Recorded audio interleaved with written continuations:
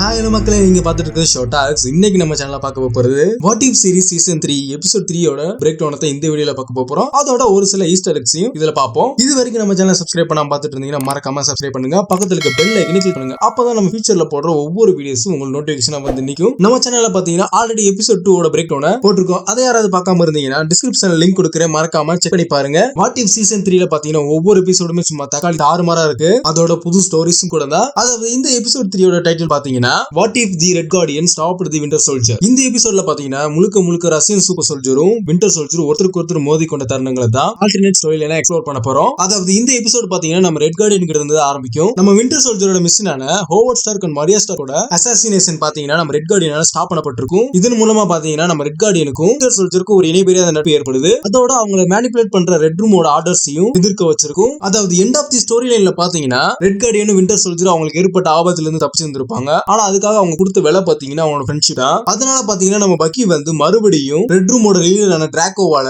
Capture பண்ணி brain wash பண்ணப்பட்டு மறுபடியும் கிரையோ frozen பாக்ஸ்ல அடைக்கப்படுறாரு. மறுபக்கம் பாத்தீங்கன்னா நம்ம அலெக்சி, அதாவது ரெட் கார்டியன் அமெரிக்காக்கு வந்தது மட்டும் இல்லாம ஷீல்டோட ஏஜென்ட்டா ரெக்ரூட் பண்ணப்பட்டிருப்பாரு. அதுக்கப்புறம் அவெஞ்சர்ஸ்லயும் ஜாயின் பண்ணி இருந்திருப்பாரு. வாங்க எபிசோட பிரேக் டவுன் பண்ணிடுவோம். What if season 3 episode 3 story ஆரம்பிக்கிறது பாத்தீங்கன்னா நம்ம ரெட் கார்டியன் டோக்கியோல ஒரு அண்டர் கோர் மிஷனுக்காக ரெட் ரூமோட லீடரான டிராக்கோவால அசைன் பண்ணப்படுறாரு. அதோட மறுபக்கம் பாத்தீங்கன்னா விண்டர் சோல்ஜர் ஆர்டர்ஸ் ஒபே பண்ற மாதிரி ப்ரோக்ராம் பண்ணி ரெட் ரூமோட மிஷனுக்காக அனுப்பப்பட்டிருப்பாரு. அதாவது டிசம்பர் 16, 1991ல பாத்தீங்கன்னா நம்ம விண்டர் சோல்ஜர் எந்தவித விட்னஸுமே விடாம சூப்பர் சோல்ஜர் சீரமை அபேஸ் பண்றதுக்காக அனுப்பப்பட்டிருப்பாரு. அதாவது இந்த பர்டிகுலர் சீக்வன்ஸ் தான் நம்ம கேப்டன் அமெரிக்கா சிவில் வாரோட ஃபவுண்டேஷனாவே இருந்திருக்கும். அதாவது இந்த ஆல்டர்னேட் ஸ்டோரி லைன்ல பாத்தீங்கன்னா நம்ம விண்டர் சோல்ஜர் பாத்தீங்கன்னா கார் கிராஷுக்கு அப்புறமா ஹோவர்ட் ஸ்டார்க்கையும் மரியா ஸ்டார்க்கையும் அசாசினேட் பண்றதுல இருந்து நம்ம ரெட் கார்டியன் ஸ்டாப் பண்ணி இருந்திருப்பாரு. அவ்வளவுதான், நம்ம கேப்டன் அமெரிக்கா சிவில் வாரையே முடிச்சு விட்டீங்க போங்க.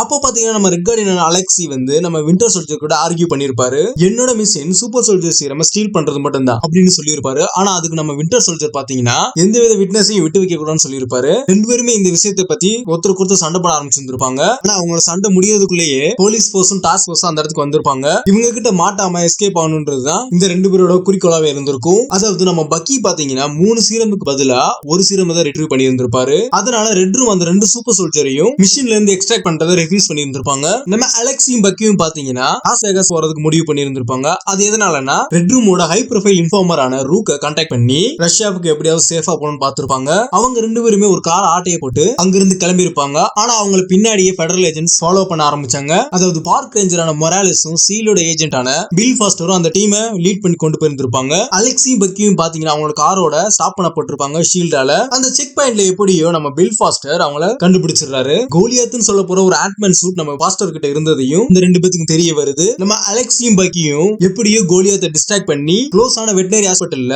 டெம்பரரியா டாரா போட்டு இருந்திருப்பாங்க. அப்ப பாத்தீங்கன்னா நம்ம அலெக்ஸி வந்து அவரோட கடந்த காலத்தை, அதாவது ரஷ்யாவுக்காக அவர் போராடுறதையும் அவரோட பங்களிப்பையும் நம்ம பக்கி கிட்ட எக்ஸ்பிளைன் பண்ணிக்கிட்டு இருந்திருப்பாரு. அப்போ அவங்களுக்குள்ள இருந்த பாண்டிங் இன்னும் கொஞ்சம் ஸ்ட்ராங் ஆகுது. இந்த கான்வர்சேஷன் பாத்தீங்கன்னா நம்ம பக்கியோட மெமரியை ட்ரிகர் பண்ணி அவர் கடந்த காலத்துல போனி ஐலாண்ட்ல எங்கேயோ இருந்தது அவருக்கு ஞாபகம் வருது. ஆனா அன்பார்ச்சுனேட்டா பாத்தீங்கன்னா அந்த மூமெண்ட் ரொம்ப நேரம் நிலைக்கல. அப்ப பாத்தீங்கன்னா டிராக்கோ பிரைவேட்டா பக்கியை கான்டாக்ட் பண்ணி விண்டர் சோல்ஜரோட ஆர்டர்ஸ்ல ஒரு பார்ட்டா ரெட் கார்டியன் எலிமினேட் பண்ற மிஷனை அவர்கிட்ட கொடுத்திருப்பாரு. ஒரு வழியா நம்ம அலெக்ஸியும் பக்கியும் ரூக் பார்க்க வேகாஸ் வந்திருப்பாங்க. அந்த ரூக் வேற யாரும் இல்ல, எங்க செல்ஃப்ல இருக்கிற ஒபாலியா ஸ்டெயின் தான். அதாவது அயன்மேன் ஒன்ன பார்த்தவங்களுக்கு இந்த ஒபாலியா ஸ்டெயின் யாருன்னு தெரியும். அதாவது இந்த ரூக் பாத்தீங்கன்னா ரெட் ரூமுக்கு ஸ்டார்க்கோட சென்சிட்டிவ் இன்டெலிஜென்ஸை ட்ரேட் பண்றான்னு அவங்களுக்கு தெரிவிக்கிறான். ஹோவர்ட் அண்ட் மரியா ஸ்டார்க்கோட சாவை எதிர்பார்த்துட்டு இருந்திருப்பான் இந்த ஒபாலியா ஸ்டெயின். ஆனா நம்ம விண்டர் சோல்ஜர் அவங்களை அசாசினேட் பண்ணாததுனால ஸ்டெயின் வந்து அந்த 2 சூப்பர் சோல்ஜரையும் நாட்டை விட்டு எக்ஸ்ட்ராக்ட் பண்ணி அவங்க வீட்டுக்கு திரும்புறதுக்கு ஹெல்ப் பண்ணிருக்க மாட்டான். ஒபாலியா ஸ்டெயின் பாத்தீங்கன்னா தனக்கு பணம் எப்படி முதன்மையா இருக்குன்றத, அதாவது ரெட் ரூம்ல இருக்கிற காம்ரேட்ஸ் என்ன பண்ணுவாங்கன்றது எனக்கு தேவையில்லை அப்படின்னு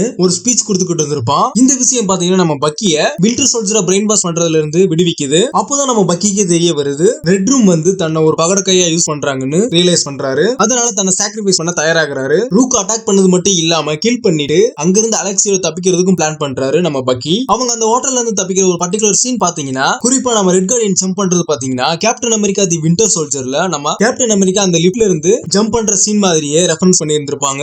ஏன்னா கேப்டனும் ஷீல்ட் வச்சு தான் லேண்ட் பண்ணிருப்பாரு, நம்ம ரெட் கார்டியன் ஷீல்ட் வச்சு தான் லேண்ட் பண்ணி இருந்திருப்பாரு. இதை எத்தனை பேர் நோட்டீஸ் பண்ணீங்கன்னு மறக்காம கமெண்ட்ல சொல்லுங்க. அதாவது இந்த டைம்ல பாத்தீங்கன்னா நிறைய டீம் சூப்பர் சோல்ஜருக்கு எதிராக செயல்படுதுன்னு அவங்களுக்கு தெரிய வருது. அந்த சீன் இப்ப வேகாஸ் போலீஸும் அரைவ் ஆகுது. அவங்கள தொடர்ந்து ரேஞ்சர் மொராலிஸும் பில் ஃபாஸ்டரும் அவங்க அப்ரோச் பண்றாங்க. இது மட்டும் இல்லாம ரெட் ரூமும் அவங்களோட எக்ஸ்டெர்மினேஷன் டீமை வச்சு அலெக்ஸியும் பக்கியையும் ஓல்டு வேர் ஹவுஸ்ல வச்சு கார்னர் பண்றாங்க. அந்த டைம்ல பாத்தீங்கன்னா ரெட் ரூமும் வின்டர் சோல்ஜரோட கோட்ஸை வச்சு பக்கியோட மைண்ட் ஆக்டிவேட் பண்ண பாப்பாங்க. அலெக்சியும் பக்கியும் கடந்த 2 நாள் அவங்களுக்குள்ள நடந்த பயணத்தை பத்தி ரியலைஸ் பண்ணி ஒரு பெட்டர் ஃப்ரெண்ட்ஸாவே மாறுறாங்க. குறிப்பா நம்ம பக்கி பாத்தீங்கன்னா அவரோட டிசிஷனை ரிவீல் பண்ணிருப்பாரு. அதோட டிராக்கோட ஆர்டரை இக்னோர் பண்ணி தன்னோட ஃப்ரெண்டை அசாசினேட் பண்ணாம இருந்திருப்பாரு. அதனால அந்த 2 பேருமே ஒன்னா சேர்ந்து போராட முயற்சி பண்ணி இருந்திருப்பாங்க. அப்ப பாத்தீங்கன்னா நம்ம பக்கி வந்து அந்த கீவேர்ட்ஸை எதிர்த்து போராடுவாரு. அதோட ரெட் ரூமோட டீமோட நம்ம அலெக்சியும் ஃபைட் பண்ண ஆரம்பிச்சிருப்பாரு.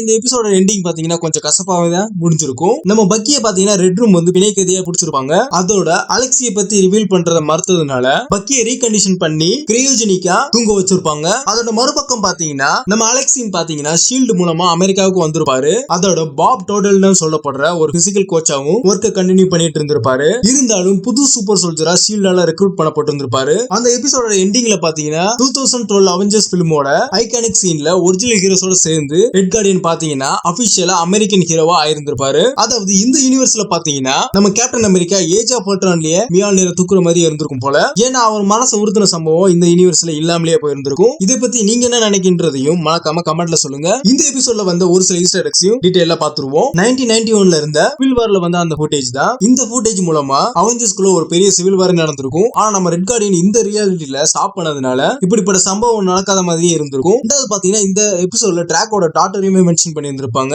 அதாவது டிராக்கோட டாட்டரான அந்தோனியோட பிக்சரை அவரோட ஆபீஸ்ல பாத்துருக்க முடியும். அவங்க தான் ஃபியூச்சர்ல ரெட் ரூமோட டாஸ்க் மாஸ்டராவே இருந்திருப்பாங்க. மூணாவது பாத்தீங்கன்னா கிளாசிக் வின்டர் சோல்ஜர் தீம் தான். பக்கி வந்து ஸ்டார்க்கு கொல்ல போற அந்த டைம்ல லைவ் ஆக்ஷன் வின்டர் சோல்ஜரோட தீமை போட்டிருப்பாங்க. நாலாவது பாத்தீங்கன்னா நம்ம பில் ஃபாஸ்டர் அகைன் கோலியத்தா என்ட்ரி கொடுத்திருப்பாரு இந்த வாட் இஃப் சீரிஸ்ல. இவருக்கு வாய்ஸ் கொடுத்தது அவர் லைவ் ஆக்ஷனோட கேஸ்டர் தான். இதுக்கு முன்னாடி இவர் வாட் இஃப் சீசன் 2ல அப்பியர் ஆயிருந்திருப்பாரு. அஞ்சாவது பாத்தீங்கன்னா கோனி ஐலாண்ட் ஹீரோ. அதாவது வின்டர் சோல்ஜருக்கு இருக்கிற ஒரே மெமரி அந்த கோனி ஐலாண்ட் தான். இதை நம்ம சிவில் வார்ல இருந்து ரெஃபரன்ஸ் பண்ணி இருந்திருப்பாங்க. அதாவது அதே மெமரி தான் நம்ம ஸ்டீவ் ராஜஸும் ரீகால் பண்ணி இருந்திருப்பாரு.